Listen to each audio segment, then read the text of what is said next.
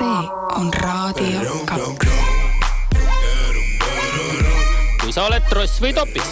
Või kui sa oled tühm või tegija. Leiame sind varem või hiljem kindlasti üles. Top 3 nädala 4 tuhmimat topist. Igal reedel Raadio 2 hommikuprogrammis Silmad lahti.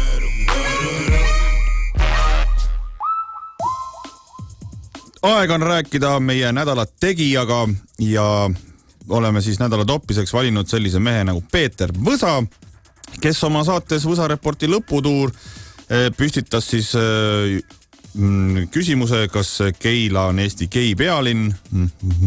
Kui naljakas. Ja selles käigus siis ütles välja mitmeid repliike, mis olid siis alla igasugust eetika ja viisakuspiire. Nimelt siis tugines ta mingisugusele mehele, kelle nimi Tarmo, tema informatsioonil, et 20% Eestis elanikke on homod ja kes on astunud kõik salaja pruuni rüütliordusse, nad tungivad kanalisatsiooni ja pingutavad hõngaslihast ja laulis siis sissejuhatuseks peder allalla ja et ütles, et homodel tulevad pruunid lapsed. Me oleme helistanud siis Peeter Võsale, et pärida siis järgi, et mis nüüd siis toimub. Tervist, Peeter! No tere! No kuidas siis nüüd ühiskond on siin kõva vastukajas, oled saanud oma... No, ei ole midagi, ei ole siin õieti midagi juhtunud, ütlen kohe ära. Ahaa, no isegi Saksa ajakirjandus on sinu käest küsinud, et milleks sellised rassistlikud jutud? No ma ütlen kohe ära vastu ka, et rassism on ikkagi kuulaja sõrmedel. Palun väga. Aha. Palun väga. Jah, ei ole midagi. Saksa ajakirjanikuga, see on mul vana tuttav, Günther. Tuttusin temaga omal ajal ühes kohas. Ma ei saa praegu sellest võib-olla või ei taha sellest rohkem rääkida, aga ega ma Saksa ajakirjandusse ütlesin samamoodi. Ich bin nicht ein Pederast. Saksa keeles. Ma ei häbene seda öelda välja. Mul ei ole siin midagi häbeneda tegelikult, on ju? Ei, muidugi et ei ole. Kuidas siis selline, ütleme siis, homofoobia niimoodi teis vohab? Mis nad teile teinud on? Laske ma küsin vastu. Milleks teie lasete vohada sellisel tolerastial?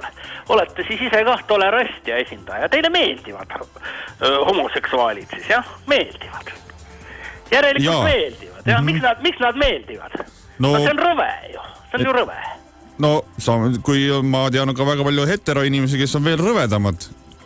Seda muidugi, aga nemad ju ei afišeeri niimoodi avalikult kõikide teiste ees oma rõvedust.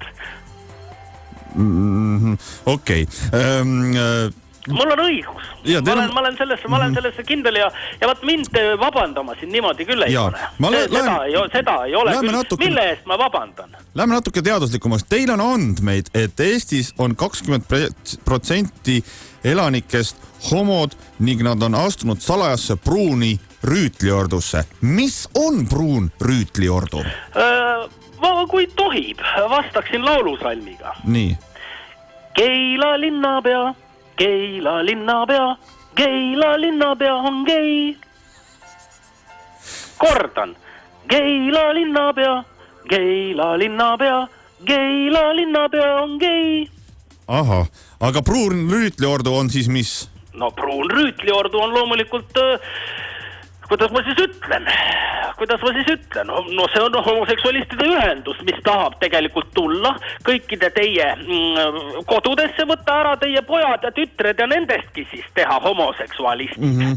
Ja selline asi tegutseb. Nii see läheb, kui me seda elu jätkame ja räägime veel siin avalikkuses veel võib-olla ka nende abiellumise soovist rääkimata lapsendamisest. Teie lapsed võetakse ära, kas teil on lapsi? No võt... Ka need võetakse ära, keda teil veel ei ole ja need pannakse kõik seda suurt pederastia vankrit vedama ja nii kui see asi edasi läheb, siis meil ei ole siin 20 aasta pärast Eestis muud kui türklased ja pederastid. Kuidas need türklased siis nüüd siia mängu tulid? Ma võib-olla ütlesin praegu liiga palju jällegi, ega seda võib juhtuda. Ma olen avalik inimene ja kannan vastust oma tegude ja sõnade eest, aga nii see on. Nii see on, ma tean. Kui 20% Eesti elanikest on homod, siis kuidas need numbrid olid näiteks aastaid tagasi? Kas on nagu tõusev trend siis? No seda küll. Omal ajal, ordu ajal sellist janti ei olnud. Ordu ajal sellist janti ei olnud. See oli puhas heteropidu. No lugege Kalevipoega. Seal ei olnud midagi sellist? Mitte midagi sellist. Kas on kuskil, et Sulevipoeg ja Olevipoeg ja Kalevipoeg läksid, ei läinud kuhugi, ehitasid linna. Ei läinud kuskile surkima pruuni ordurüütlite kanalisatsioonis. Ei läinud. Äkki tuli Soome sorts ja pani Sulevipoele Sulevisse nimi, aga lihtsalt ei pandud seda kirja? Mina ei ole sellist asja lugenud. Tundub, et ei ole koolis korralikult Kalevipoega lugenud. Mina midagi sellist küll välja ei lugenud. Vana papa Krutsvald midagi kirja ei pannud sellist. Sellel ajal ei olnud sellist janti. Ja nüüd, ütleme, tuleme korra teema juurde tagasi. Kas teie annaksite õiguse sellistele inimestele lapsendada? Mis neist lastest saab? Milliste elu nad peavad? Mida nad nägema peavad oma kodus? Kuidas sa lähed vannituppa ja vaatad, kuidas 2 isa korraga abet ajavad? Mida see väikse inimesega teeb? Mina ei oska nende küsimustele muidugi vastata, mina küsin pigem teilt neid asju. Väga hea, mina oskan vastata, mina tean vastuseid. Üks väike laps ei tohi korraga üle ühe täiskasvanud mehe näha. Üle ühe täiskasvanud mehe korraga raseerimas teha, ma ütlen. Kuulake ikkagi lõpuni. Ja ei tohi, see mõjub lastele halvasti. Ma olen nõus, et ma olen väga küündimatu sellel teemal ja jään kõvasti jänni. Küsin varem sellise lõbusa küsimuse siia meie Inteka lõppu. Laulsite oma, küll meie intervjuus juba ühe laulu veel, aga nüüd olen kuulnud ka seda, et annate välja sellise teemalise plaadi, kus üks laul, mida te just praegu laulsite, aga teine, mida te saates laulsite, kandis siis nime Pederallalala. Mina seda kahjuks ei kuulnud. Kas te saaksite mingisuguse variandi sellest meile ette kanda, mingisuguse fragmendi? Võib-olla on see laul natukene ülepingutatud. Et ma tean, et te tahate nagunii panna mulle lihtsalt... Me tahame samplida teid. Te tahate mulle suhu panna sõnu. On nii, jah? Mina ei taha midagi teile suhu panna. No parem oleks. Ja parem, ei, ma ei laula seda laulu. Ma võin seda Keila linnapea laulu laula. Ei, seda me ei taha rohkem. No võt, palun väga.